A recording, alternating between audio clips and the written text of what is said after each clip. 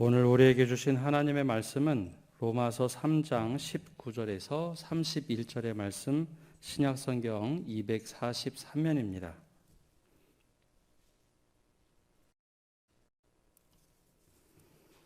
우리 하나님의 말씀 한 절씩 교독하겠습니다. 우리가 알거니와 무릇 율법이 말하는 바는 율법 아래에 있는 자들에게 말하는 것이니 이는 모든 입을 막고 온 세상으로 하나님의 심판 아래에 있게 하려 함이라.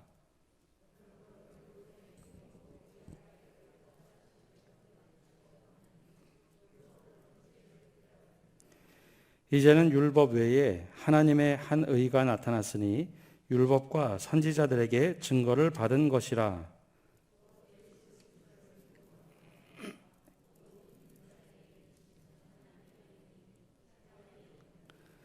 모든 사람이 죄를 범하였음에 하나님의 영광에 이르지 못하더니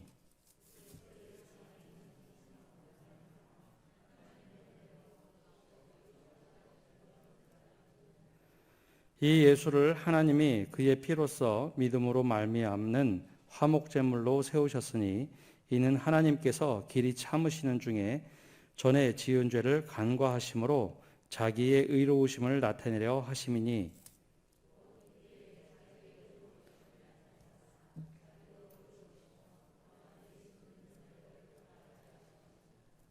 그런즉 자랑할 데가 어디 있느냐? 있을 수가 없느니라. 무슨 법으로냐? 행위로냐? 아니라 오직 믿음의 법으로니라.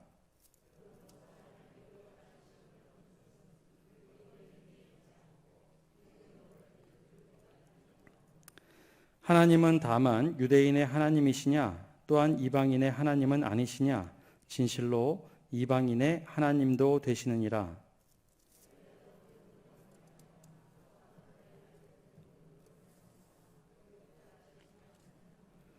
함께 읽겠습니다. 그런즉 우리가 믿음으로 말미암아 율법을 파기하느냐? 그럴 수 없느니라. 도리어 율법을 굳게 세우느니라. 아멘. 예, 오늘도 주님의 평강이 우리와 함께하기를 소망합니다. 어린이날 잘 보내셨습니까? 어린이 이야기하니까 아무도 반응을 안 하시는데요. 제가 저녁에 하루를 보내다가 교회에 나가려고 하니까 저희 막내가 이런 질문했습니다. 아빠 어린이날인데 어디 가요? 우리 교회 기도회가 있어서 간다 했더니 어린이날 휴일인데 교회를 왜 가세요? 그래서 하나님과 약속이라 교회 간다라고 말을 했는데요. 아무런 생각 없이 질문한 아이의 질문이지만 그 질문을 딱 듣는 순간 요즘 젊은 세대가 질문하는 이야기 중에 하나이겠구나라는 생각을 하게 됩니다. 앞으로 교회가 어떤 모습으로 가야 될지 이제는 응답할 수 있는 교회들이 좀 되어야겠다라는 생각을 잠시나마 좀 하게 됐습니다. 아마 이러한 모든 모습들이 아마 우리가 직면한 문제 중에 하나이지 않을까 하는 생각을 하게 됩니다. 오늘은 그 질문을 가지고 조금 함께 말씀의 은혜를 나누고자 합니다. 성도들이 가장 많은 질문하는 것 가운데 하나가 예수 믿으면 구원받는가에 대한 질문이고, 또 예수를 믿지 않는 사람들에게는 과연 선하게 살았는데 왜 구원을 받지 못하는가, 천국에 왜 들어가지 못하는가에 대한 질문을 종종 우리 그리스도인들에게 던집니다. 그럴 때마다 우리가 잘 믿음에 대한 교리나 믿음에 대한 확신이 없으면 이것에 대해 답하기가 참 곤란하기도 하고 어려울 때가 있죠. 오늘은 이 질문에 대한 답을 가지고 응답을 통해서 함께 은혜를 나누고자 합니다. 과연 선하게 사는 사람, 그리고 예수를 믿는 사람, 어떤 차이가 있으며, 또한 누가 지옥에 가는가, 누가 천국에 가는가, 누가 하나님과의 관계를 맺는가라는 겁니다. 우선 우리가 먼저 생각해야 될 것은 우리가 알고 있는 천국과 지옥의 개념이 성경에서 말하는 천국과 지옥의 개념보다는 우리가 기본적으로 가지고 있는 지옥과 천국의 개념이 훨씬 더 강합니다. 천국에는 누가 있을까요? 말씀으로 딱 떠올려 보면 예수 믿는 사람들이 있겠지 하지만 착한 사람들, 그게 먼저 우리 답 속에 나옵니다. 예전에 전설의 고향을 하도 많이 보셔서 옥황상제가 다스리는 천국 혹은 그 개념을 훨씬 더 많이 가지고 있다는 것이죠. 그러다 보니 이 개념들이 참 혼란스럽습니다. 또 하나는 구원을 받는다는 것, 천국에 들어간다는 것, 즉 하나님 나라에 들어간다는 것, 이것이 우리가 말씀을 통해서 이해하는 것보다는 그냥 대충 이해하는 개념들로 가득 차 있다 보니 조금 더 이 문제에 대한 응답이 어렵습니다. 오늘 19절과 20절 말씀에는 과연 선하게 살았던 사람들 혹은 죄에 대한 문제를 이렇게 설명하고 있습니다. 19절과 20절 우리 한 목소리로 함께 읽어보겠습니다. 우리가 알거니와 무릇 율법이 말하는 바는 율법 아래에 있는 자들에게 말하는 것이니 이는 모든 입을 막고 온 세상으로 하나님의 심판 아래에 있게 하려 함이라. 그러므로 율법의 행위로 그 앞에 의롭다 하심을 얻을 육체가 없나니 율법으로는 죄를 깨달음이니라. 아멘. 여기 선하게 사는 모습이 하나도 등장하진 않지만 율법 아래에 있는 사람들에 대한 이야기가 나옵니다. 아무리 선하게 살아도요, 율법이라는 잣대, 절대 잣대로 딱 갖다 대는 순간 우리 안에 죄들이 비춰지고 죄가 드러나게 되어 있습니다. 그 사람에게 과연 죄가 하나도 없을까? 저 사람은 법 없이도 살 거야 하는 사람에게도 탈탈 털어서 율법을 다 갖다 대면 죄들이 드러나는 것처럼 죄는 율법이 있으면 다 드러나게 되어 있습니다. 그런데 왜 오늘 사도 바울이 이 이야기를 먼저 하냐면 유대인들은 하나님께 율법을 가진 자, 부여받은 자다라는 특권이 있었죠.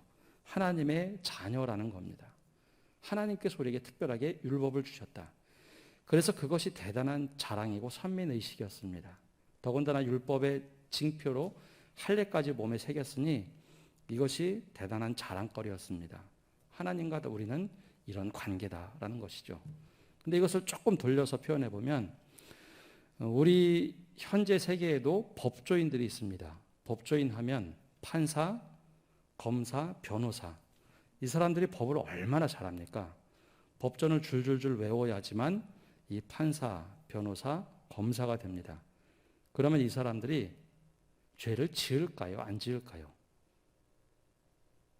너무나 법전을 달달달달 외우고 살아가는 사람들인데 그 사람들에게도 법을 깨뜨리는 일이 있고 법을 어기는 일들이 있다는 겁니다. 유대인들에게도 이와 같은 맥락입니다. 죄를 짓는다는 것은 율법대로 행하지 않는 것 자체가 죄가 되는 것이죠. 근데 특별히 성경에서 말하는 죄라는 개념은 단지 행위의 죄가 아니라 하나님과의 관계가 깨진 것을 죄라고 얘기합니다. 다시 본문으로 돌아와서 보면 선한 행동을 어떻게 규정할 수 있을까라는 겁니다. 예를 들어서 제가 행동을 할 때 선한 행동 70%가 있고 잘못된 행동 30%가 있다. 그럼 저는 선한 사람일까요? 악한 사람일까요? 제 얘기를 하니까 답하기 어려우신가요? 어떤 한 사람이 있는데 선하게 살아가는 모습 90%가 있고 잘못하는 모습 10%가 있습니다. 그럼 이 사람은 선한 사람일까요? 악한 사람일까요? 이것도 답하기 어려우신가요? 역사적으로 한번 크게 논란이 되었던 일이 한 번 있었습니다. 2차 세계대전에 독일의 나치 히틀러를 따르던 나치 군인들이 유대인들을 아주 잔혹하게 학살을 했습니다. 그 추모관이 전 세계 곳곳에 있죠. 이스라엘에 가도 폴란드에 가도 미국에 가도 홀로코스트 추모관이 있습니다. 전범 재판을 하면서 유대 나치들이 남겨놓았던 모든 자료를 모아서 이 홀로코스트 추모관을 만들었는데요. 나치가 전쟁의 질거릇이라는 예상을 못했습니다. 갑작스럽게 패망을 했죠. 그러면서 그들이 모든 기밀을 파기하지 못하고 남겨둔 채 도망간 자료들이 많았습니다. 그것이 발굴되면서 전범 재판을 하게 됐죠. 근데 전범 재판에서 많은 사람들이 붙잡혀다가 전범 재판을 받았습니다. 근데 유독 몇몇 사람은 분명히 존재는 있지만 이 사람을 잡아내지를 못하는 겁니다. 이 사람이 잘못했다는 것은 아는데 이 사람들이 사라진 겁니다. 죽은 것이 아니라 몰래 숨어버린 것이죠. 나중에 전범 재판을 하다가 이 사람들을 찾아냈습니다. 그리고 나서 보니까 어떤 사람은 성형수술도 했고 어떤 사람은 신분 세탁을 했습니다. 자신의 이름도 바꾸고 한 마을에 들어가서 너무 착하게 산 겁니다. 이 사람을 잡고 나서 보니까 그 주변에 있던 사람들이 이렇게 얘기를 합니다. 이 사람은 절대 법 없이 살 수 있는 사람입니다. 절대 그런 사람 아닙니다. 이 사람이 얼마나 선하게 살았는데요. 우리를 도와줬습니다. 이 사람처럼 산다면 천국이 따로 없겠죠. 근데 그 사람들이 전범재판소에 끌려와서 자신들이 했던 이야기를 하기 시작했습니다. 근데 너무나 잔혹하게 유대인들을 학살을 했습니다. 처음엔 그것이 잘못됐는지도 모르고 살았던 것이죠. 분명히 죄가 있었으나 나중에 삶은 정말 선하게 살았던 모습으로 변신해 있었던 것이죠. 그럼 이 사람이 선한 사람일까요? 악한 사람일까요? 당연히 전범 재판을 받았으니 악한 사람이겠죠. 즉 하나님의 율법의 잣대로 사람을 딱 갖다 대면 우리가 악하게 살고 그 모습을 돌이켜서 선하게 산다고 해서 죄가 사실 사라지는 개념이 아닙니다. 죄라는 것은 그대로 우리 안에 있는 것이죠. 그러고 보면 죄라는 것은 늘 율법 아래 있을 때 드러나게 되어 있습니다. 그 말씀이 바로 19절과 20절에 이렇게 설명한 겁니다.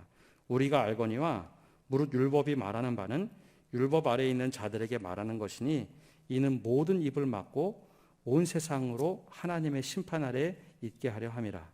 그러므로 율법의 행위로 그 앞에 의롭다 하심을 얻을 육체가 없나니 율법으로는 죄를 깨달음이니라.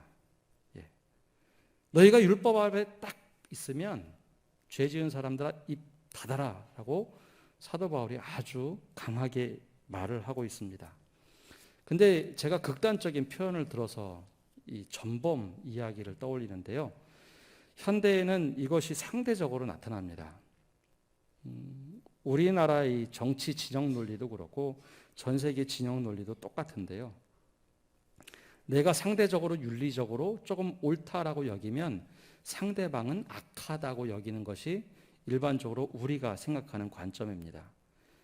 내가 윤리적으로 조금 더 오르면 상대방이 악하기 때문에 내 행동은 선하고 상대방이 하는 행동은 다 악하다라고 보는 것이죠. 지독한 이분법이 우리 사회 속에 있습니다. 근데 이것이 단지 우리 사회만 있던 것은 아니고 유대인들에게 바로 이런 사고방식이 있었죠. 우리는 하나님 편에 속한 사람, 우리는 하나님께서 택한 민족이기 때문에 우리가 하는 행동은 다 선하다고 여긴 겁니다. 우리가 하는 행동은 다 율법을 지켜서 행하는 행동이지 절대 잘못됨이 없다라고 한 것이죠. 반대로 이방인들은 하나님을 몰랐던 사람들에게 악한 겁니다. 악한 사람이 행동하면 다 악하다고 본 것이죠. 우리는 율법으로 행하고 너희는 율법 밖에서 행하니 너희는 무조건 다 악하다고 말을 했던 것이 유대인들입니다. 현대로 얘기하면 바로 진영 논리와 크게 다르지 않습니다. 그런데 사도 바울이 무엇이라고 이것을 해석합니까? 율법의 행위로 그 앞에 의롭다 하심을 얻을 육체가 없다. 율법으로는 다 죄를 깨닫고 우린 다 죄인이다라는 것을 선언하고 있습니다. 따라서 선하게 산 사람들이 그럼 구원받는가? 그럴 수는 없다는 겁니다. 아무도 선한 행동을 한다고 해서 죄라는 것을 덮을 수 없기 때문이죠. 그렇다면 예수님을 믿으면 다 구원을 받는가? 그럼 예수 믿는 사람들이 죄를 지면 그럼 그래도 구원을 받는가? 바로 이 구원의 개념 혹은 의의 개념을 우리가 잘못 가지고 있기 때문에 이것이 종종 확 흔들립니다. 사도 바울은 그러면 무엇을 얘기할까요? 바로 21절과 22절에 이렇게 답을 하고 있습니다. 우리 함께 21절, 22절 읽어보겠습니다.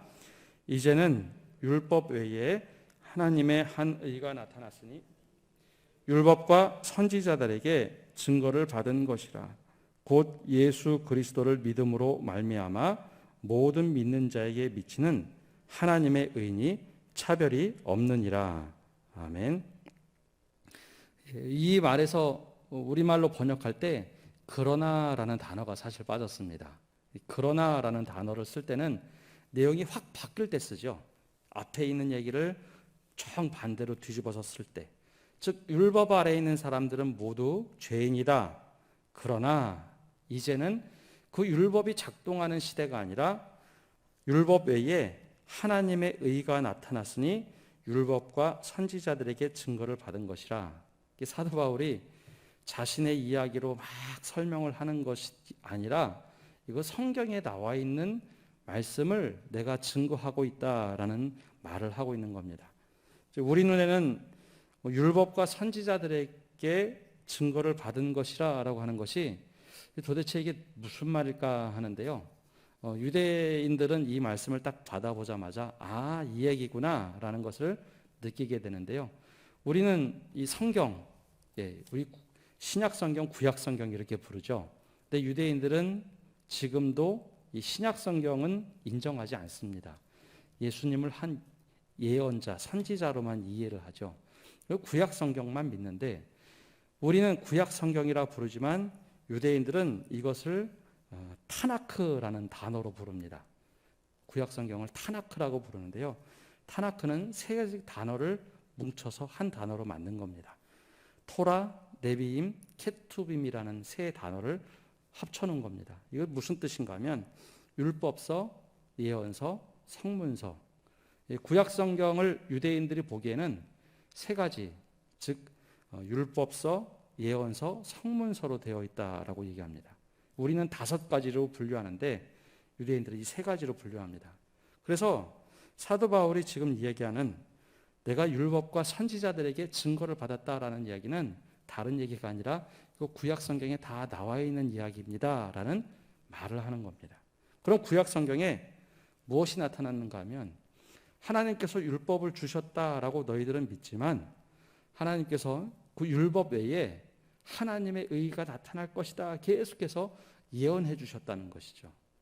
바로 이게 우리가 구약 성경과 신약 성경을 나눌 때 바로 옛 예언 구약 성경이 예언한 예수 그리스도가 나타날 것이다. 하나님의 의 속에 나타날 거다. 그래서 22절에 곧 예수 그리스도를 믿음으로 말미암아 모든 믿는 자에게 미치는 하나님의 의인이 차별이 없느니라라는 말을 하고 있습니다. 조금 논리적으로 이야기하다 보니 좀 헷갈리시죠? 무슨 이야기인가 하면 예수님에 대해서 계속해서 예언하던 대로 예수님이 나타나셨는데 그것이 하나님의 의로움 속에 나타났다라는 겁니다. 그럼 예수님께서 어떤 존재인가? 예수님을 믿음으로 말미암아 모든 믿는 자에게 미치는 하나님의 의인이 차별이 없다라는 뜻은 하나님의 의로우심을 막 나타내셔야 되는데요. 아무나에게나 하나님의 의로우심을 나타내실까? 그렇지만은 않습니다.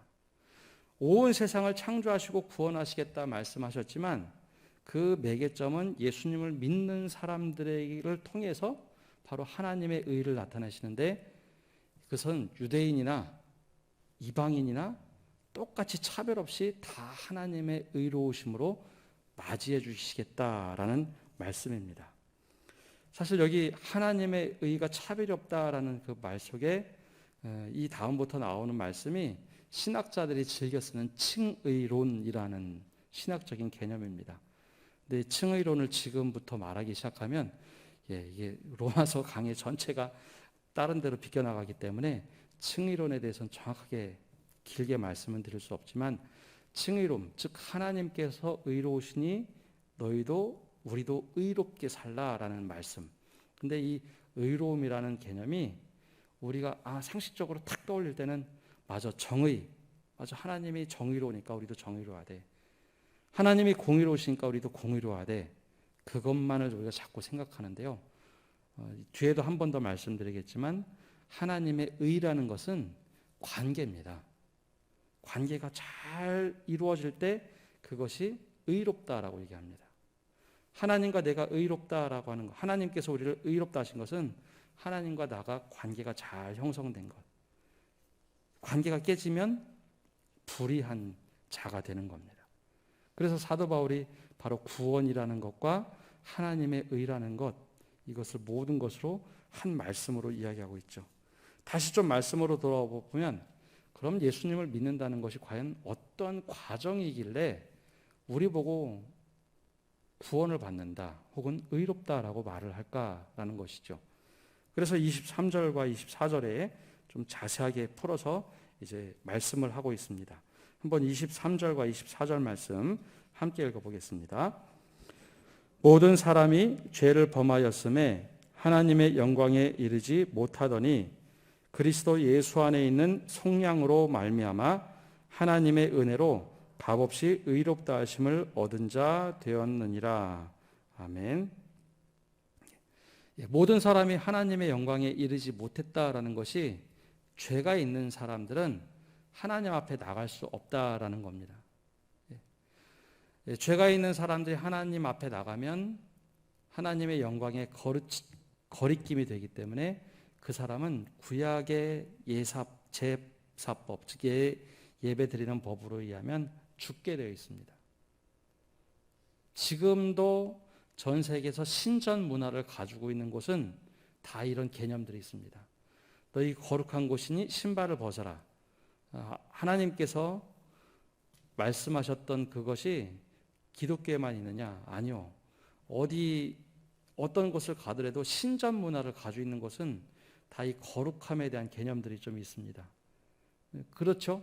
절에 가도 어떤 특정한 지역에 가면 신발을 벗게 돼 있고 이슬람 모든 종교에는 이런 문화들이 있습니다. 근데 하나님께서 지금 무엇을 말씀하시는가? 모든 사람이 죄가 있기 때문에 나의 영광에 이르지 못하였는데 그럼 이것 자체가 불의한 개념이 된 겁니다. 관계가 깨어져 버린 것이죠. 그럼 하나님께서 관계를 맺기 위해서 무엇을 하시는가? 바로 24절의 말씀처럼 그리스도 예수 안에 있는 속량으로 말미암아 하나님의 은혜로 값없이 의롭다 하심을 얻었다라고 말씀하고 있습니다. 근데 성경의 단어들이 너무 어렵습니다. 특히 구속이란 단어. 이거 헷갈리시죠? 구속받았네. 검찰에 기소됐다는 말이 아니라 죄를 지어서 이거 잘못 생각하면 야 죄를 지어서 검찰에 기소당해서 구속됐나 보다. 그런 개념이 아니고 이 속량이라는 한자를 썼습니다. 원래 속량이라는 단어가 이런 의미를 가지고 있습니다. 구속도 똑같은데요. 어떤 노예가 한 집안에 들어가 있으면 이 노예를 풀어주기 위해서는 그 노예의 값을 지불해야 합니다. 그 값을 지불하면 이 사람이 자유인이 되겠죠. 죄에서 속량받았다는 것은 우리가 지은 죄가 있어요. 그럼 죄에 대한 죄값이 있잖아요. 그것을 생명으로 대신해서 갚아야 하는데 그 생명값을 예수님께서 대신하여 갚아주심으로 우리가 새로운 생명을 얻고 자유함을 얻었다. 이것이 속량이라는 단어입니다. 구속이라는 단어도 똑같은 의미입니다. 우리를 어디 가둬놨다라는 것이 아니라 죄값을 다 갚았으니 이제는 우리가 더 이상 죄에서 자유로운 사람이 되었다. 바로 이것이 오늘 사도 바울이 말씀하는 겁니다. 예수님께서 하신 것, 예수 그리스도 안에 있는 속량으로 쭉 예수님께서 직접 죄값을 다 갚으심으로 말미암아 이것이 그냥 이루어진 것이 아니라 하나님의 은혜로 값없이 의롭다 하심을 얻었다라는 겁니다. 근데 여기서 이제 값없이 의롭다라는 것이 내가 의로워진 것으로만 생각하는데 하나님과 아까 말씀드린 대로 바른 관계가 형성이 된 겁니다. 그게 정말 하나님의 의로우심을 통해서 우리가 하나님께 의롭다라고 이름을 부른 것이죠. 그래서 25절과 26절에 이것을 또 한번 다시 쭉 풀어서 말씀을 하고 있습니다. 25절과 26절 다시 한번 우리 읽어보겠습니다. 이 예수를 하나님이 그의 피로써 믿음으로 말미암는 화목제물로 세우셨으니 이는 하나님께서 길이 참으시는 중에 전에 지은 죄를 관과하심으로 자기의 의로우심을 나타내려 하심이니 곧 이때에 자기의 의로우심을 나타내사 자기도 의로우시며 또한 예수 믿는 자를 의롭다 하려 하심이라. 아멘. 예. 하나님이 주어가 됐어요. 25절에 보면 하나님이 주어가 돼서 예수님을 그의 피로써 믿음으로 말미암는 화목제물로 세우셨으니, 이제 화목제물이라는 것이 이제 좀 어려운 개념인데요. 우리가 구약 성경에 대해서 잘 다 꿰뚫지를 못하겠지만 유대인들은 이 말씀을 듣는 순간 예수님이 그래서 그런 의미를 가지고 있구나라고 하는데요. 구약 시대에는 5개의 예배 방식이 있습니다. 그 중에 속건제와 속죄제라는 것은 특별히 하나님과 화목하는 화목의 제사법이었죠. 화목제물이라고 하는데요. 사람이 하나님께 예배를 드리기 위해서 동물을 가져왔습니다. 동물을 가져와서 거기에 안수를 합니다. 내 죄를 이 동물의 대신 전가하는 거죠. 그래서 하나님과 의로운 관계, 올바른 관계를 맺기 위해서 내가 부지불식간에 지은 죄나 내가 잘못한 죄, 내가 의도적으로 잘못한 죄를 동물에다가 안수하면서 이 죄값을 동물에게 다 전가하고 그 다음에 동물을 어떻게 하죠? 피를 흘려 죽이게 됩니다. 그래서 피는 생명이다라는 말이 있는 게 피를 다 흘려서 생명값을 내 죽음 대신 동물을 죽여서 내 죄는 사함받고 하나님과 바른 관계를 맺고 살아가는 것, 이것이 구약시대의 예배법입니다. 그리고 살아갈 때는 내가 율법을 지켜 행하는 하나님과의 관계를 바르게 맺는 것이 진짜 믿음이죠. 그런데 후에 이것이 다 껍데기만 남은 겁니다. 하나님과의 바른 관계를 맺어가면서 살아야 되는데 율법만 지키면 돼, 제사만 드리면 돼, 그리고 하나님과의 관계가 깨져버린 것이죠. 마치 어떤 것과 같으냐면요, 이 예를 구약시대에 정말 많이 들었는데 하나님과 우리를 부부의 관계, 신랑과 신부의 관계로 많이 비유를 했습니다. 그렇죠? 결혼은 법적인 계약 관계 아닙니까? 내가 혼인 사역을 딱 하는 순간 법적으로 이 사람은 부부다라고 말을 해줍니다. 근데 법적으로 부부가 됐는데 가장 중요한 것은 법적인 부부도 중요하지만 관계가 더 중요한 거 아닙니까? 내가 이 사람에게 신뢰관계가 돼야 되고 남편도 아내도 서로 신뢰관계가 돼야 되는데 법적으로는 부부인데 완전히 관계가 깨졌어요. 혹은 서로 다른 사람을 향해서, 다른 이성을 향해서 마음을 품고 있습니다. 그리고 바람이 났어요. 그러면 법적인 부부관계는 유지되나 이 부부관계를 옳다라고 얘기할 수 있을까요? 절대 없죠. 하나님께서 바로 이 말씀을 하시는 겁니다. 율법으로 다 잘된 것처럼 겉으로 그것은 지키는데 하나님과의 관계가 다 깨져버린 겁니다. 그래서 하나님께서는 이 관계를 회복시키는 방법, 바로 화목제물이라는 것으로 예수님을 삼으신 겁니다. 그래서 예수님의 고난과 십자가와 부활이 의미가 있는 겁니다. 제자들은 이것을 눈으로 직접 봤어요. 제자들은 예수님의 죽으심과 부활하심을 직접 눈으로 보고 체험을 했던 겁니다. 근데 그것이 왜 신학적으로 중요한가? 맞아요. 예수님께서 하나님과 우리의 관계를 회복시키기 위하여 죽으시고 부활하신 겁니다. 그게 화목제물이에요. 피값으로 대신 우리의 죄값을 갚으신 거죠. 그러면 이제는 우리와 하나님과의 관계가 회복이 되는 겁니다. 그래서 오늘 말씀에 25절에 이 예수를 하나님의 그의 피로 믿음으로 말미암아 화목제물로 세우셨으니 이는 하나님께서 길이 참으시는 중에 전에 지은 죄를 간과하심으로 자기의 의로우심을 나타내려 하신다라고 말을 하고 있는 겁니다. 여기서 그럼 하나님께서 무엇을 하셨는가? 예수님 오시기 전까지, 혹은 우리가 예수님 믿기 전에 무엇을 하시는가? 참으시는 거예요. 하나님이 하시는 것은 참으시는 일입니다. 길이 참으시되 우리가 돌아오면 전에 지었던 죄에 대해서 간과하십니다. 야, 죄 없었던 것으로 하겠다. 이것을 가장 잘 보여준 것이 호세아 선지자고 예수님께서 비유를 들으셨던 돌아온 탕자의 비유입니다. 돌아온 탕자의 비유를 잘 보시면 아들이 아버지에게 요구를 하죠. 재산 절반을 떼어서 주십시오. 제 분량을 주십시오. 영화 부당거래에 보면 이런 영화 한 대사가 나오는데요. 호의가 계속되면 그것이 권리인 줄 안다. 이 영화인들에게 되게 유명한 표현 중에 하나입니다. 호의가 계속되면 그것이 권리인 줄 안다. 아들에게 아버지가 사랑을 듬뿍 줬더니 그것이 권리인 줄 알고 아버지 재산을 달라고 합니다. 그런데 그 재산을 달라고 한 것은 그냥 달라고 한 것이 아니라 아버지가 돌아가시면 나에게 상속할 재산을 미리 땡겨서 달라는 겁니다. 아버지 돌아가실 것을 상정하고 둘째 아들이 사실 요구한 것이죠. 근데 아버지가 그 재산을 아무 말 없이 떼어서 줍니다. 그리고 둘째 아들은 그 재산을 다 탕진을 하죠. 근데 아버지가 그 당시 하셨던 일은 맨날 동구 밖에 나가서 둘째 아들이 돌아오기를 기다리는 겁니다. 길이 참으시는 하나님. 사도 바울이 그 모습을 그대로 로마서 앞부분에 신학적으로 이용을 한 겁니다. 하나님께서는 노하기를 더디하시고 인자하시고 자비로우신 하나님. 길이 참으신 하나님.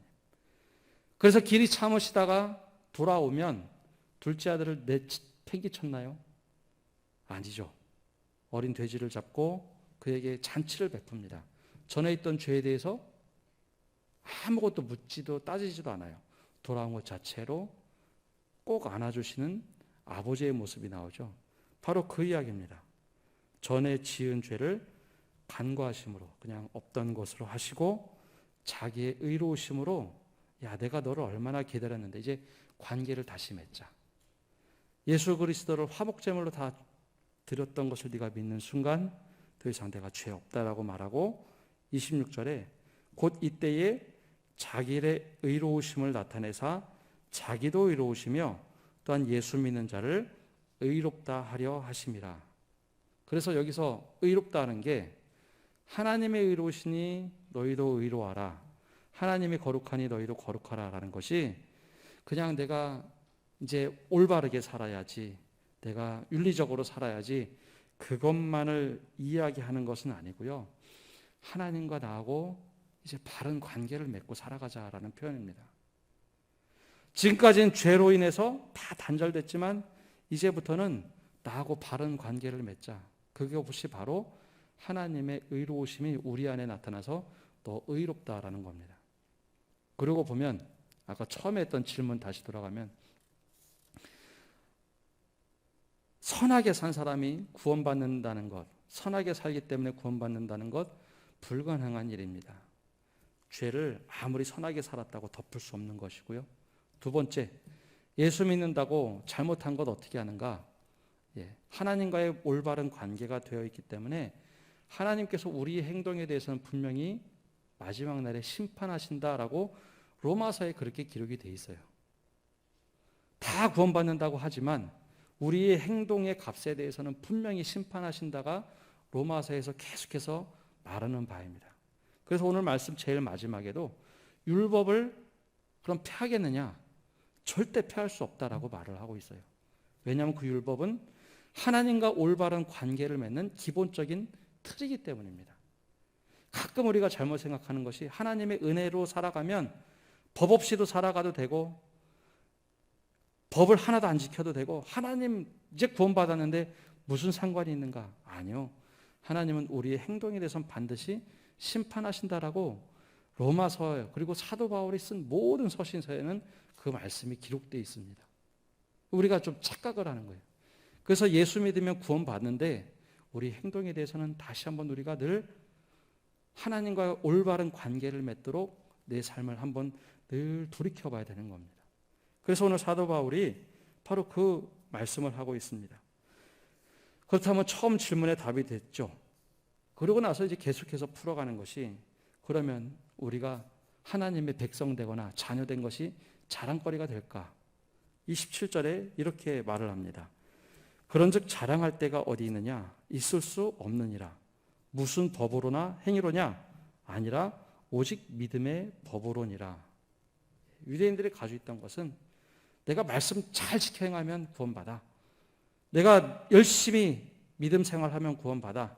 근데 여기서 믿음 생활이라는 것은 종교 생활을 말하는 겁니다. 종교 생활 열심히 하면 구원받아 라고 했는데 사도 바울은 절대 아니라 그것이 아니라 오직 믿음의 법으로 예수 그리스도를 믿음으로 하나님과의 관계가 형성이 돼서 믿음으로 구원받는 것이다 라는 선언을 하고 있는 것이죠. 그리고 28절부터 31절까지 어떤 일들이 이루어지는가 바로 말을 하고 있습니다. 우리 28절부터 31절까지 우리 함께 읽어보겠습니다. 그러므로 사람이 의롭다 하심을 얻는 것은 율법의 행위에 있지 않고 믿음으로 되는 줄 우리가 인정하노라. 하나님은 다만 유대인의 하나님이시냐? 또한 이방인의 하나님은 아니시냐? 진실로 이방인의 하나님도 되시느니라. 할례자도 믿음으로 말미암아 또한 무할례자도 믿음으로 말미암아 의롭다 하실 하나님은 한 분이시니라. 그런즉 우리가 믿음으로 말미암아 율법을 파기하느냐? 그럴 수 없느니라. 도리어 율법을 굳게 세우느니라. 아멘. 여기서 마지막에 말씀한 것, 우리가 믿음으로 말미암아 이제는 다 괜찮으니까 은혜로 살아가면 되지 율법 없이 살아가면 되는가? 그럴 수 없다는 겁니다. 적어도 율법은 우리가 어떻게 살아가고 사람들과 사람들끼리 어떻게 살아가고 하나님과 우리가 어떤 관계를 맺으며 살아갈 것인지 최소한의 틀인 겁니다. 그래서 그것을 지키고 살아가라는 것이 율법이지 그것을 가지고 정죄하는 도구로 사용하지 말 것, 그것을 얘기한 것이죠. 율법을 그래서 폐할 수 없다고 얘기합니다. 그래서 사도 바울은 또 사도 요한은 예수님은 율법의 완성이라고 말을 하지 않습니까? 그 율법의 완성이란 그 핵심이 사랑입니다. 사랑. 원래 율법의 가장 핵심의 근본 취지는 정죄하는 데 있는 것이 아니라 하나님께서 우리에게 주신 율법은 사랑입니다. 십계명도 뭐뭐 하지 말라 뭐뭐 하라 얼핏 보면 우리 통제하는 것처럼 보이죠. 근데 그것이 아니라 1계명부터 4계명까지는 하나님과 우리의 관계, 사랑의 관계를 어떻게 맺어갈 것인가 최소한의 것들입니다. 나 위에 제발 다른 신을 섬기지 말라는 부부의 관계를 보면 야 곁눈질 좀 하지 마라. 다른 사람을 배우자로 생각하지 마라. 사랑의 관계 아닙니까? 최소한의 것을 말씀해 준 겁니다. 5계명부터 10계명까지도 사람과 사람이 살아가는데 우리가 관계를 깨뜨리지 않고 의로움을 나타내도록 하신 최소한의 율법의 말씀입니다. 그게 부모를 공경하라부터 나오잖아요. 예. 도둑질 하지 말라가 이전에 내 부모를 공경하라부터 시작해서 도둑질을 하지 말라, 살인하지 말라, 도둑질하지 말라, 간음하지 말라, 남의 것을 취하지 마라, 남에게 거짓 증거하지 마라. 이 관계가 사람과 사람이 살아가는데 최소한의 사랑의 관계를 맺어가는 장치입니다. 그래서 하나님께서 율법을 폐하도록 하신 것이 아니라 예수님을 통해서 하나님과의 관계가 온전하게 됐으면 이제는 율법 아래 살아가는, 율법 잣대로 막 정죄하며 살아가는 것이 아니라 하나님과의 관계를 맺기 위해서 율법의 자유함을 가지고 그것을 누리며 살아가는 겁니다. 그래서 율법 아래에 있는 자가 아니라 이젠 은혜로 살아가되 율법이 나를 지배하는 것이 아니라 아 저거 잘못하면 나 벌 받겠지가 아니라 하나님을 사랑함으로 이것이 내 안에 자연스럽게 녹아져서 하나님 제가 그것이 맞다고 생각하고 사랑의 율법을 가지고 살아가는 것. 이것이 하나님께서 우리에게 요구하시는 삶의 방식입니다. 따라서 우리가 현대에 조심해야 할 것은 그리스도인들이 유대인들과 똑같이 선민의식을 가지고 살아가는 것이 굉장히 위험한 일입니다. 우리는 선하고 저 사람들은 악해. 그리고 정작 우리가 율법을 어기며 살 때가 있고요. 저 사람들은 악해. 그러고 얘기하지만 오히려 그 사람들이 선하게 살아가는 모습을 보면서 하나님께서는 우리를 부끄럽게 만들려고 하실 때가 있습니다. 그래서 우리가 이분법을 가지고 살아가는 것이 아니라 하나님의 자녀로 이제는 예수님의 그 화목제물로 살아가셨던 그 모습을 닮아서 우리 또한 하나님의 의로우심을 따라서 모든 깨어진 관계를 회복하는 것. 하나님과의 관계가 회복되었으면 사람과의 관계가 회복되도록 기도하며 살아가는 것. 이것이 주님께서 우리들에게 원하시는 삶입니다. 바로 이 삶을 살아가실 때 특별히 가정의 달, 모든 가정 안에 하나님의 은혜로 회복의 역사가 온전하게 이루어지기를 간절히 축복합니다. 기도하겠습니다. 하나님, 오늘도 저희가 주님 앞에 나와 기도하며 나갑니다. 주님께서 우리 한 사람 한 사람을 기억하여 주시고 하나님과의 관계가 완전히 깨어지고 바닥을 쳤다가 이제는 예수님의 화목제물 속에서 우리가 주님과 함께 새롭게 의로움의 관계를 맺을 수 있도록 은혜를 내려 주옵소서. 바로 이때 우리에게 믿음을 더하여 주옵소서. 흔들리지 않는 믿음을 주셔서 예수 그리스도를 믿는 그 믿음으로 하루하루 살아가되 사랑의 율법이 내 안에 완전히 녹아져서 그 말씀의 은혜 가운데 살아갈 수 있는 저희 되도록 은혜 내려 주시옵소서. 그래요, 모든 사람들이 우리를 향하여 볼 때 독선적이고 외골수인 그리스도인이 아니라 정말 평화를 사랑하고 하나님의 사랑의 모습으로 살아가서 하나님의 평화의 사도라고 불리지는 저희가 될 수 있도록 은혜를 내려 주시옵소서. 주님께 모든 것 맡겨드리며 예수님의 이름으로 기도합니다. 아멘.